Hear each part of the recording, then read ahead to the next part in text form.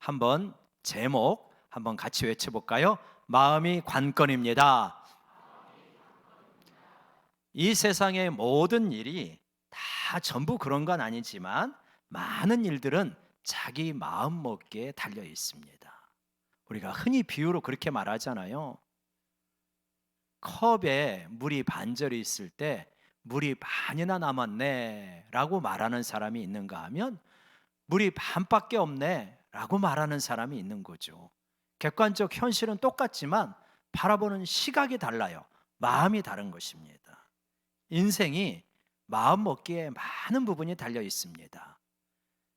세계를 흔들었던 영웅 나폴레옹이 워트로 전투에서 패배한 후에 세인트 헬라 섬에 유배를 갔습니다. 유배를 가가지고 그래가지고 이 인생을 이제 마무리하는 십정에 임종을 앞두고 그런 말을 했다고 그래요. 내 생에 행복한 날을 세어보니 채 6일도 안 되는 것 같다. 이런 말을 남겼다 그래요. 아니, 유럽을 그냥 다 장악했던 사람이 그렇게 말하면 평범한 사람은 어떻게 말하겠습니까? 내 행복한 날이 그 정도도 안 되는 겁니까? 그러니까 나폴레옹은 세계를 흔든 사람이고 점령한 사람이었지만 진짜 행복한 날은 며칠 안 되었다. 그게 그의 마음의 현주소예요. 그런가 하면 눈이 보이지 않고 귀가 들리지 않고 말을 할 수 없었던 삼중고의 일생을 시달렸던 헬렌 켈러는 임종 직전에 이런 말을 남겼다 그래요. 나의 삶은, 나의 일생은 참으로 아름다웠다. 여러분, 헬렌 켈러가 가지고 있었던 삼중고 가운데 하나만 우리에게 있어도 굉장히 고통스럽잖아요. 살 거냐 말 거냐 고민하는 사람이 많지 않습니까? 그런데 삼중고에 시달렸던 헬렌 켈러는 그렇게 말하는 거예요. 내 일생은 참으로 아름다웠다. 마음이 얼마나 참 아름다운 사람입니까? 마음 먹기에 따라서 인생이 불행하게도 보이고요. 인생이 참 아름답게도 볼 수 있는 것이다. 이걸 보여주는 거죠. 근데 그 마음이 내가 좋게 먹기를 원한다고 좋게 먹어지고 안 좋게 먹기를 원한다고 안 좋게 먹어지냐? 나는 마음 안 좋게 먹을 거야. 그렇게 생각하는 사람이 어디 있습니까? 다 좋게 먹으려고 하지요. 근데 내 마음이 내 마음대로 안 되는 게 문제인 거죠. 어떻게 하면 내 마음을 진짜 내가 원하는 마음으로 끌고 갈 것인가, 이끌고 갈 것인가, 이것이 관건입니다. 오늘 그거를 살펴보고자 합니다. 잠언에서는 마음의 중요성을 굉장히 많이 강조하죠. 우리가 잠언을 묵상하면서 깨닫습니다. 우리가 현대인들은 마음하면 어떤 것으로 연결하냐면 감정하고 주로 연결을 해요. 차가운 머리, 뜨거운 가슴 혹은 뜨거운 마음 이렇게 말한단 말이에요. 그러니까 이성은 냉철하게, 감정은 따뜻하게 이런 뜻이란 말이에요. 그러니까 가슴, 마음이 감정을 주관한다라고 생각하는데 성경 전체에서 말하는 마음의 자리는 그거보다는 더 훨씬 넘습니다. 우리에게 있는 이성, 감정, 의지, 이 인격의 종합적으로 좌우하는 곳, 이게 바로 마음이다. 그래서 네 마음에서 생명의 근원이 남이다 라고 하는 것은 감정만 관리하라는 게 아니라 이성, 감정, 의지 이거를 마음에서 잘 관리하게 될 때 생명이 내 속에서 넘쳐나게 된다 이런 뜻이거든요. 우리가 예수님을 당신의 마음에 모십시오라고 하는 것은 감정세계 속에 모십시오라고 하는 의미는 아니잖아요. 당신 인격의 중심에 예수님을 모십시오 이런 의미죠. 근데 이 마음이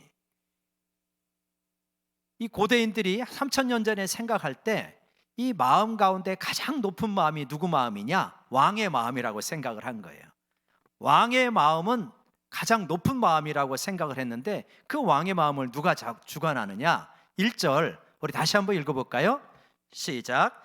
왕의 마음이 여호와의 손에 있음이 마치 봇물과 같아서 그가 임으로 인도하시느니라. 그러니까 왕의 마음은 자기 마음대로 하는 것 같지만 그렇지 않다. 여호와의 손에 있는 것이 마치 무엇과 같냐면 봇물 속에 있는 물과 같다.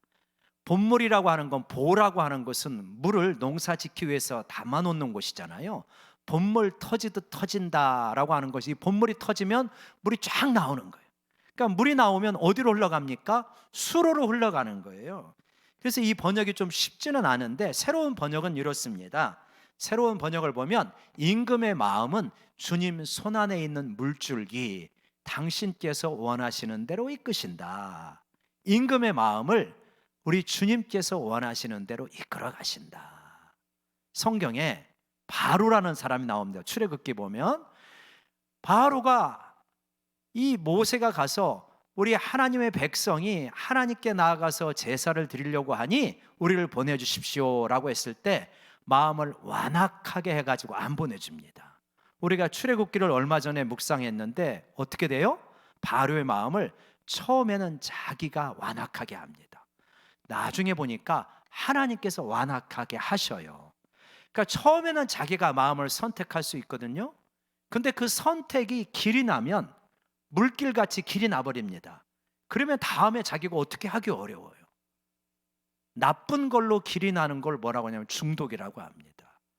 술, 도박, 게임, 오락 이런 거에 중독이 되는 거예요. 처음에는 자기가 선택하지만 나중에는 어떻게 선택을 못해요. 마음의 수로를 내시는 분도 하나님이시다. 그러니까 그 하나님의 수로를 잘 내시도록 자기 마음을 하나님께 드려야 된다라고 하는 걸 알 수 있죠. 그런데 바로 같은 이가 있는가 하면 고레스 같은 사람이 있습니다. 고레스는 세계를 통일했던 왕이거든요. 페르시아 제국을 세웠던 사람이 고레스 왕입니다. 고레스가 왕이 된 다음에 마음의 감동을 받습니다. 야, 이스라엘 백성들이 포로로 오래전에 끌려왔는데 이제 돌아가서 자기 나라 건설하도록 해야 되겠다라고 칙령을 내리고 조서도 발표해요. 그게 역대하 36장 22절인데 바사의 고레스 왕 원년에 왕이 된 제국을 통일한 원년이죠. 원년에 여호와께서 여호와의 입으로 하신 말씀을 이루시려고 여호와께서 바사의 고레스 왕의 마음을 감동시키심에 하나님께서 바사 왕의 마음을 감동시켰습니다. 그래서 그가 온 나라에 공포도 하고 조서도 내려 이르되 이스라엘 백성이 자기 땅으로 돌아가게 해라 이렇게 했단 말이에요. 그러니까 고레스는 마음에 감동을 받은 거예요. 그래갖고 그렇게 한 것뿐입니다. 근데 그것이 지나놓고 보니까 유대인들이 보니까 깨달은 거예요. 고레스가 70년 전에 예언했던 에레미야를 알았을까요? 몰랐을까요? 전혀 몰랐습니다. 에레미야 알지도 못해요. 고레스가 통치한 제국의 규모에 비하면 유대 땅은 너무나 작아요. 거기에 있는 선지자를 어떻게 합니까? 포로로 끌려온 사람도 아니고 유대 땅에 있다가 애굽으로 간 사람인데 전혀 모르죠. 그런데 감동을 받아서 그냥 돌아가라 했는데 사실은 뭐냐? 에레미야가 70년 전에, 이미 에레미야는 죽고 없죠. 70년 전에 예언했던 것을 성취시키고 현실이 되게 했던 것이다. 지금 이렇게 말하는 거죠. 이렇게 하나님께서 왕의 마음을 감동시켜서 역사를 일으키십니다. 6월달 우리 장로님께서 기도하셨지만 동족 상잔의 비극이 있는 달이 6월이에요. 70년 동안 평화를 유지하고 있다는 게 얼마나 감사한지 모르겠어요. 왕의 마음을 우리 하나님께서 주장해 주셔야 됩니다. 고레스의 마음을 주장하듯이 우리나라 대통령의 마음을 주장하시고 바로의 마음을 완악하게 하셨듯이 이 북한의 통치자의 마음을 완악하게 하지 말아 주십시오. 이렇게 기도해서 여러분 우리 하나님의 능력과 복음으로 우리 남북이 통일되는 역사가 이루어지도록 간절히 기도하기를 원합니다. 그게 우리가 진짜 기도해야 될 내용이죠. 6월 달에는 특히 호국의 달 아닙니까? 왕의 마음 주관하는 게 아니라 누구의 마음도, 우리의 마음도 주관하시는 분이 하나님이시다.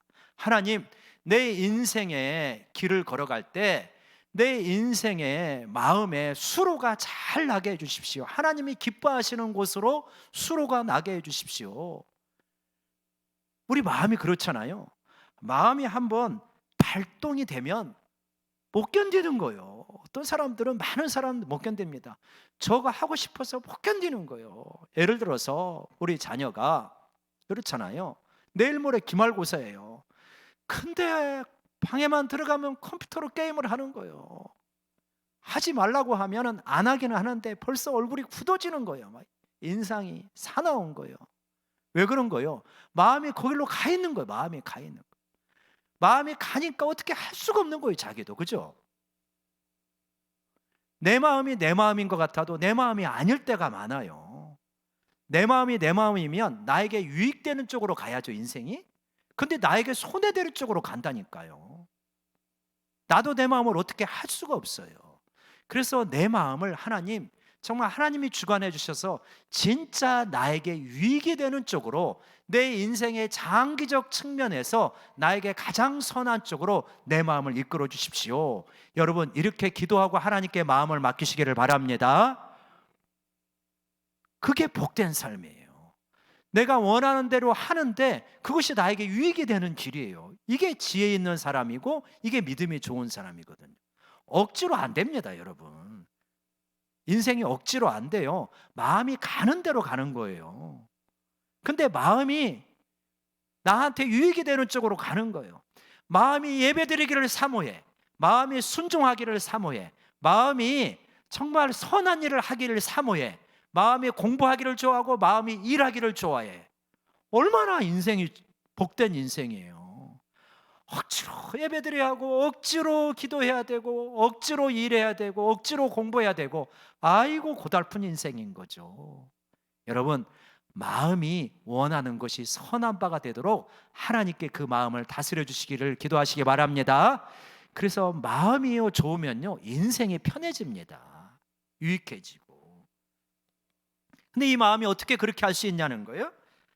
2절에 보면 사람의 행위가요, 자기 보기에는 다 정직한 것 같아요. 근데 하나님께서는 마음을 감찰하신다라고 되어 있습니다. 사람은 자기가 자기에게 유익이 되지 않는 일을 하고 나서도 자기가 옳은 것 같아요. 시험이 있는데 놀고 나서도 그럴 수도 있지, 이렇게 생각한다니까. 사람이 자기 마음이 잘 성찰하지 않으면 굉장히 자기중심적이어서 자기를 잘못된 방향으로 이끌어가기가 쉽습니다. 무의식적으로 나는 옳다고 생각해요. 그리고 상대방은 잘못했다고 생각합니다. 이게 우리 마음의 흐름이에요. 예를 들어서 운전을 하다가 앞차가 갑자기 섰네? 급브레이크를 밟았어요. 그래서 가가지고 살짝 쿵 했습니다. 그러면 내려가지고요, 뭐라고 하냐면, 왜 가다가 갑자기 급브레이크를 밟아서 내가 받게 만드냐. 이게 우리의 일반적인 마음이에요. 여러분, 앞차가 급브레이크 밟은 게 잘못한 겁니까? 뒤돌아가는 내가 안전거리 유지하지 않고 가서 받은 게 잘못한 겁니까? 누가 책임이 더 커요? 뒷차가 책임이 더 크죠. 퍼센트가 100%인지 90%인지 모르겠습니다만 아무튼 뒷차가 책임이 더 큰 거거든요. 근데 우리들은 어떻게 생각하냐면, 왜 급브레이크 밟았냐? 이렇게 말하는 거예요. 그러니까 무의식적으로 나는 옳고 네가 잘못됐다라고 생각하기가 쉬운 거죠. 근데 하나님이 다 우리의 중심을 보신다. 우리가 말은 그럴듯하게 할 수 있지만 마음의 중심은 속이기가 어려워요. 말은 그럴듯하지만 욕심으로 행동하고요, 표정은 그럴듯하지만 죄가 우리 동기가 될 수 있어요. 근데 하나님이 다 보고 계신다. 네 중심이 어디 있는지 다 보고 계신다는 거예요. 여기서 감찰하신다라고 하는 뜻이 원래 뜻이 무게를 잰다, 이런 뜻이거든요. 무게를 잰다. 그래서 마음의 무게가 어디에 많이 실려 있는지 주님께서 아시고 보신다, 이런 뜻이에요. 그러니까 예수님께서 이거에 대해서 말씀하셨어요.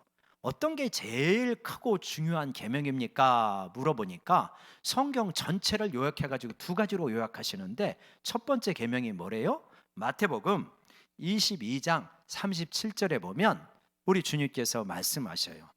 예수께서 이르시되, 같이 읽어볼까요? 그 다음에 빨간색부터 시작. 내 마음을 다하고 목숨을 다하고 뜻을 다하여 주 너의 하나님을 사랑하라 하셨으니, 제일 성경 전체를 요약해서 하나로 말씀해 주세요 그랬더니 뭐냐면, 네 마음을 다해 하나님 사랑해. 그러면 된다, 이거예요. 쉽게 말하면.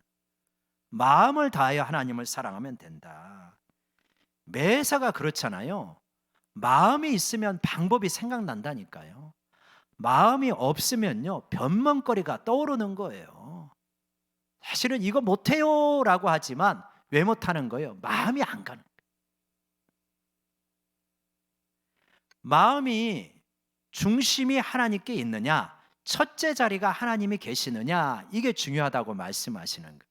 마음의 중심, 이거를 한자로 쓰면 뭐가 됩니까? 가운데 중자, 마음, 심을 합하면 충성, 충자가 되잖아요. 그러니까 하나님께 충성을 바치면 마음의 중심이 하나님께 있는 거다. 충성되다. 제가 최근에 이 한 분의 강연을 들었는데 유품 정리사예요. 유품 정리사가 저도 처음 알았는데, 이제 보통은 가족들이나 자녀들이 고인의 유품을 정리하는데 그렇지 못한 경우들이 있잖아요. 혼자 사신다거나 뭐 여러 가지 사정으로. 그러면 이분들이 가가지고 정리를 하시더만요. 그러면서 유품 정리사가 이야기를 쭉 해주시는데 여러 가지 감동적인 이야기가 많더라고요. 그 중에 반려견 이야기를 하더라고요. 반려견을 아주 이제 아끼는 분들을 볼 때, 아, 그러신가 보다라고 이렇게 생각은 했지만 마음속에서 저래서 저래라고 아주 이제 깊은 공감은 못 했거든요. 근데 그분의 이야기를 들으니까 저래서 저런가 보구나 공감이 되어지는 부분이 있더라고요. 요즘은 이제 홀로 가구가 많잖아요. 1인 가구. 근데 이제 1인 가구로 살아가시다가 돌아가신 거예요. 근데 이제 한 강아지가 있는데 자기 주인이 죽으니까 얼마나 지서대는지, 내 주인이 죽었으니 주변 분들을 알아주세요 라고 막 짖는 거예요. 그러니까 옆에 있는 아파트인데 사람들이 너무 시끄러워가지고 사무실에 연락을 해가지고 경비 아저씨가 와가지고 문을 땄어요. 그랬더니 죽어 있는 거예요. 그래서 이제 이런 부분을 수습을 하고, 근데 그 강아지가 얼마나 짖었는지 이제 병원에 가보니까 이 강아지가 안압이 다 터진 거예요. 하도 짖어가지고. 그래갖고 한쪽 눈은 실명이 되어지고 한쪽 눈은 시력이 많이 약해져서 거의 장님으로 살게 되어지는. 야, 이게 이렇게 충성이구나. 그런가 하면 어떤 할머니가 제법 큰 개를 데리고 살았는데 할머니가 돌아가신 거예요. 근데 이 큰 개가, 할머니가 돌아가셨으니까 문을 못 열잖아요. 근데 이 큰 개도 죽었어요. 큰 개도 죽었는데 어떻게 죽었냐? 할머니 얼굴을 바라보면서 이렇게 하고 그렇게 굶어 죽은 거예요. 참 그 모습을 보면서 이렇게 충성되구나. 그러니까 우리 교회사에 보면 충성되어서 주님을 부인하면 목숨을 살 수 있는데, 목숨을 부지할 수 있는데 주님을 부인하지 않고 기꺼이 순교의 제물이 되신 분들이 있잖아요. 꼭 그분들 같더라고. 그 심정이 주님의 얼굴을 바라보면서 나는 죽습니다. 이게 충성된 마음이죠. 우리가 그렇게까지 순교하지는 못한다 할지라도 마음의 주님을 향해서 충성된 마음을 가지게 되어질 때, 마음의 중심을 주님에게 두게 될 때, 그것이 참된 신앙생활의 모습이다. 그리고 신앙이 무엇인지를 맛보고 느끼게 되어진다.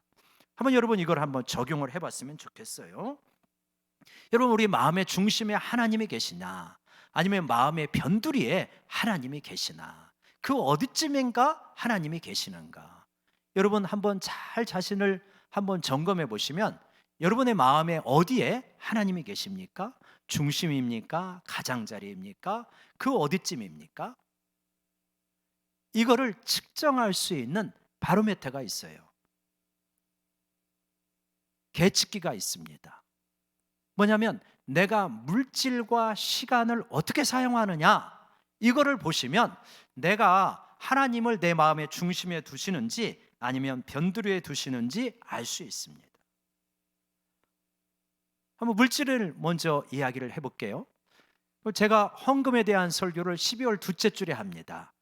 헌금에 대한 설교를 12월 둘째 주에 하는데 헌금이 중요하지 않고 물질이 중요하지 않아서가 아니라, 헌금 설교를 하면 이 간혹 어떤 분들이 시험에 들고 그렇기 때문에 헌금 설교를 자주 안 하는 편이죠.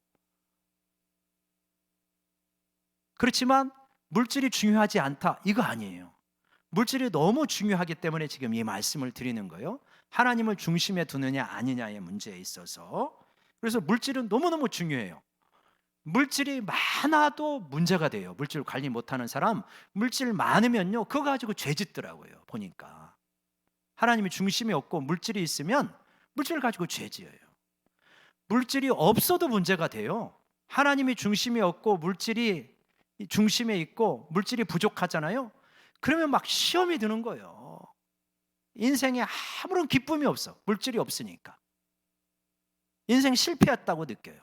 하나님이 중심에 있으면 인생 자체가 성공한 것인데 물질이 없으니까 인생 실패했다고 느껴요. 이게 지금 중심에 하나님을 두지 못한 비극적 결과거든요. 하나님을 중심에 두고 물질은 가장자리에 있어야 돼요. 그 위치가 제대로 있어야 됩니다. 그러니까 이러한 물질 관을 잘 가지고 있으면 어떻게 해야 되느냐? 이 먼저 물질을 사용할 때 하나님 앞에 먼저 드려야 되는 거예요, 여러분. 먼저 그의 나라와 그의 의를 구하라. 하나님 앞에 먼저 물질을 드리고, 이 사실은 물질은 우리가 다 하나님께서 주신 거잖아요. 시간도 그렇고 물질도 그렇고. 하나님께서 오늘 걷어가시면 시간, 물질이 무슨 의미가 있어요, 우리가. 이게 다 하나님 주신 거라고 우리는 믿는 사람들인데, 그런데 여기서 먼저 하나님 앞에 물질을 드리는 거예요. 하나님께 드려야 될 거 먼저 드리고 다른 거를 잘 관리하는 거죠. 그럴 때 하나님께서 공급해 주시고 채워 주시는 거죠. 순서를 정하자면 이렇게 말할 수 있어요. 1번이 하나님 것, 그 다음에 부모님이 전혀 경제적 능력이 없다면 1번이 하나님 거, 2번이 부모님 거, 3번이 자식 거, 4번이 내 거. 보통 이렇게 순서가 돼야 되지 않을까요? 거꾸로 쓰는 분이 있어요. 먼저 내 거, 자식 거, 부모님 거, 하나님 거. 여러분, 거꾸로 가면요, 인생이 거꾸로 갑니다. 잘 될 것 같아도 잘 안 돼요. 이 순서를 정확하게 아셔야 돼요. 교회가 혹시 재정이 부족한가? 아니요. 우리 교회요, 코로나 시절이지만 재정 부족하지 않아요. 여유 있습니다. 근데 이것이 잘 되어져야 여러분 신앙생활이 재미가 있고요, 힘이 있고요, 하나님이 부어주시고 복을 주시는 역사가 있기 때문에 말씀드리는 것이니, 여러분 물질에 대한 생각을 바르게 가지시기를 주의 이름으로 축원합니다. 시간도 마찬가지. 시간도 하나님이 주신 거예요.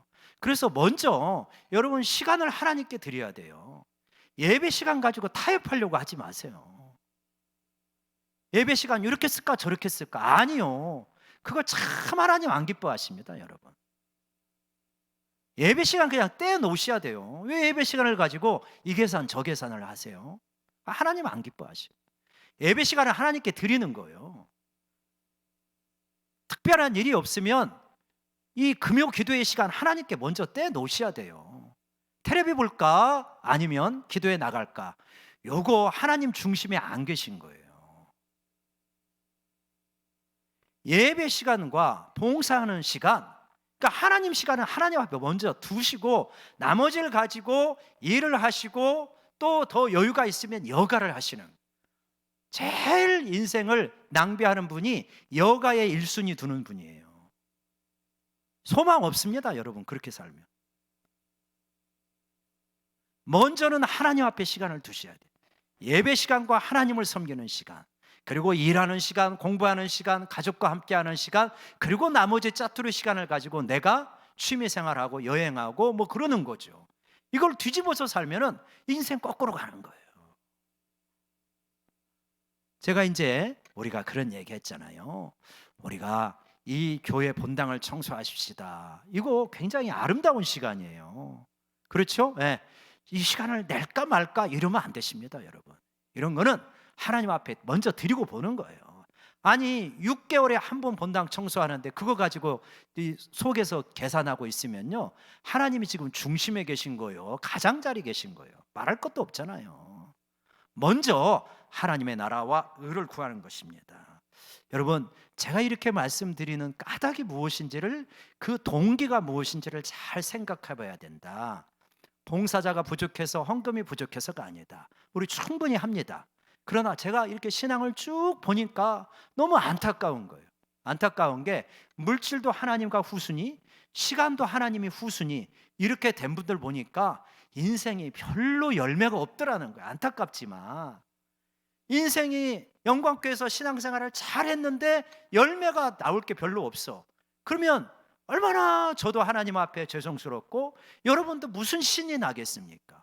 이왕 신앙생활 하려면 확실하게 분명하게 제대로 해야 하나님께서 은혜도 주시고 복을 주시는 줄로 믿으시기 바랍니다. 그래서 그렇게 우선순위가 분명해지면 여러분, 삶이요, 제자리를 잡게 되어 있습니다. 균형이 잘 잡혀지는 거예요.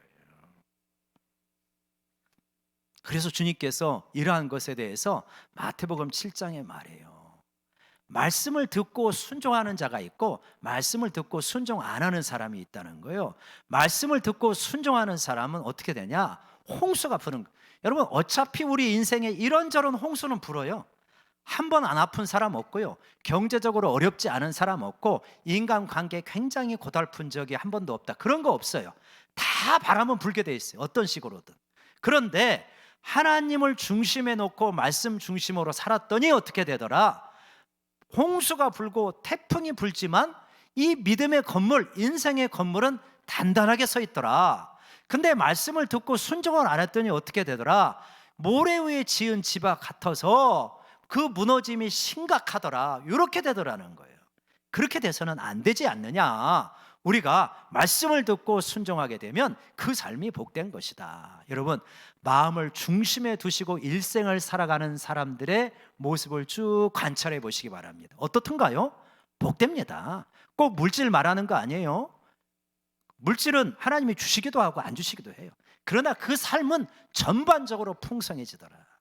하나님 중심에 두고 살았는데 삶이 갈수록 고단해지다? 아니요. 하나님 우리 그렇게 만드시는 분은 아니십니다. 먼저 중심에 하나님을 두시기를 주의 이름으로 축원합니다. 그러면 그 삶이 복된 거예요. 중심에 드린다는 건 뭐냐? 하나님을 기쁘시게 한다는 거예요. 3절에 그렇게 말합니다. 공의와 정의를 행하는 것은 제사 드리는 것보다 여호와께서 기쁘게 여기시니라. 제사, 예배의 중요성 제가 말씀드렸잖아요. 너무너무 중요하다고, 시간을 우선적으로 둔다고. 그런데 이 예배가, 이 제사가 삶과 분리된 제사가 되면 어떻게 그게 하나님이 받으시겠느냐, 이 말씀이죠. 제사와 예배가 중요하지만 뭐 해야 되냐? 삶이 하나님이 받으실 만한 삶이 돼야 된다. 주일날은 굉장히 그럴듯하게 사는데 6일 동안은 죄를 다 짓고 욕심대로 살아간다. 그런 제사, 그런 예배 나는 못 받는다. 이게 하나님 말씀이잖아요. 미가서에서 6장 8절에서 하나님께서 미가 선지서를 통하여서 이렇게 말합니다. 사람아, 주께서 선한 것이 무엇임을 내게 보이셨나니 여호와께서 구하시는 것이 이거랍니다. 빨간색 한번 같이 읽읍시다. 시작. 오직 정의를 행하며 인자를 사랑하며 겸손하게 내 하나님과 함께 행하는 것이 아니냐. 뭡니까? 뭐 천천의 수양과 제물로 드리고 맏아들 드리는 것보다 더 중요한 것이 있는데, 정의롭게 살아라.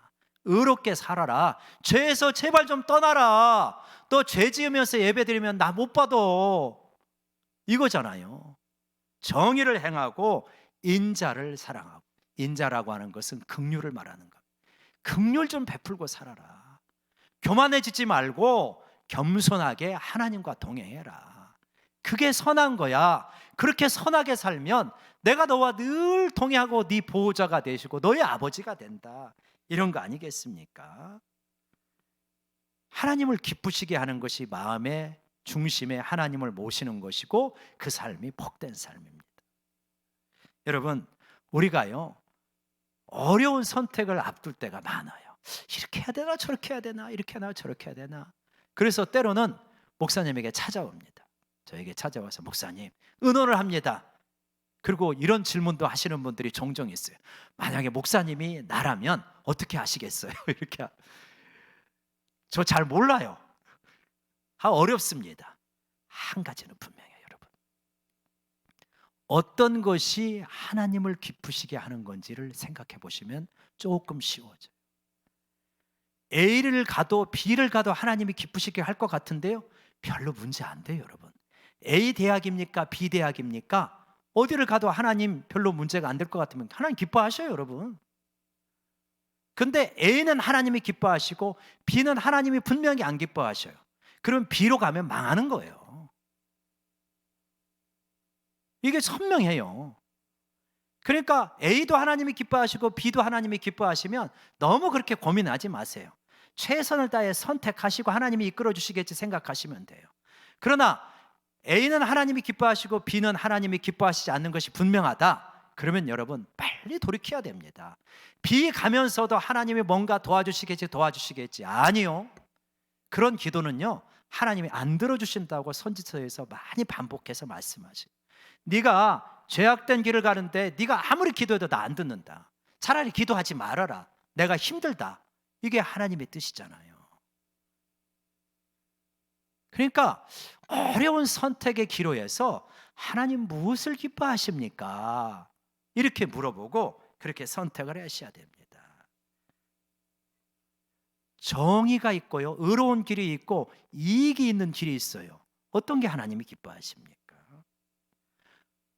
내 한계를 극복하면서 도전하는 길이 있고요, 한계 안에 주저앉아서 그냥 포기해버리는 길이 있어요. 어떤 걸 하나님이 기뻐하시겠습니까? 다른 사람과 늘 비교하면서 그러면서 우월감이나 열등감으로 살아가는 길이 있고요, 다른 사람을 존중하면서 내가 하나님 앞에 귀한 존재인지를 알고 내 인생을 살아가는 길이 있어요. 어떤 게 하나님이 기뻐하시겠습니까? 명확한 거예요. 요즘 코로나가 이렇게 오래되니까 부정적인 이야기들이 주변에서 많이 들릴 거예요, 여러분.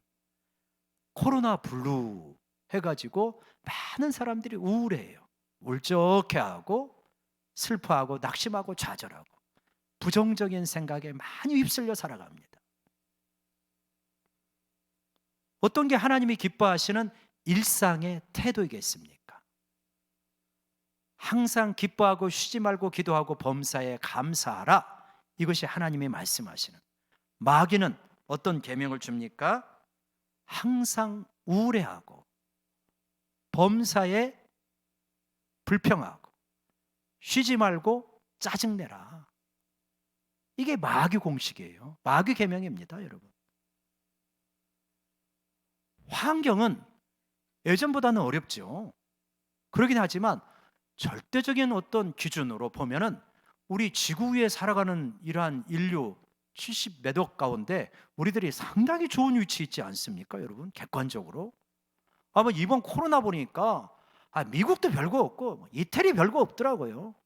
한국이 훨씬 낫더라고요. 그렇지 않나요? 그러니까 이러한 상황 속에서 우리가 어떻게 바라볼 거냐? 불평하고 울적해하고 낙심하고 원망하고 비난하고 이 태도를 가지면 하나님을 기쁘시게 할 수 없어요. 그러나 쉬지 말고 기도하고 항상 기뻐하고 범사에 감사하면요, 이게 하나님을 기쁘시게 하는 거지만 하나님을 기쁘시게 하고 나는 비극입니까? 아니잖아요. 하나님을 기쁘시게 하고 그것이 가장 내가 잘 사는 길이다.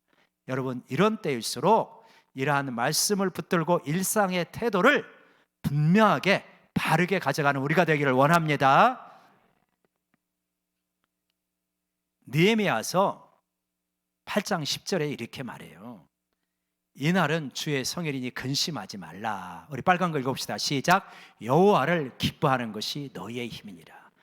여러분, 여호와 기뻐하는 게 우리 힘이에요. 여호와를 기쁘시게 하면 하나님은 기쁘고 우리는 기쁨조가 되는 겁니까? 아니에요. 하나님을 기쁘게 하는 것이 우리의 큰 기쁨이 되거든요. 해보면 알아요. 그죠? 나를 기쁘게 하는 이 순서가 아까도 중요하다 말씀드렸는데 이 기쁨의 순서도 똑같아요. 조이 선교회가 있잖아요. JOY Jesus first, others second, you third예요. 먼저 주님이 먼저고 이웃이 다음이고 내가 세 번째가 되면요, 조의가 온다는 거예요.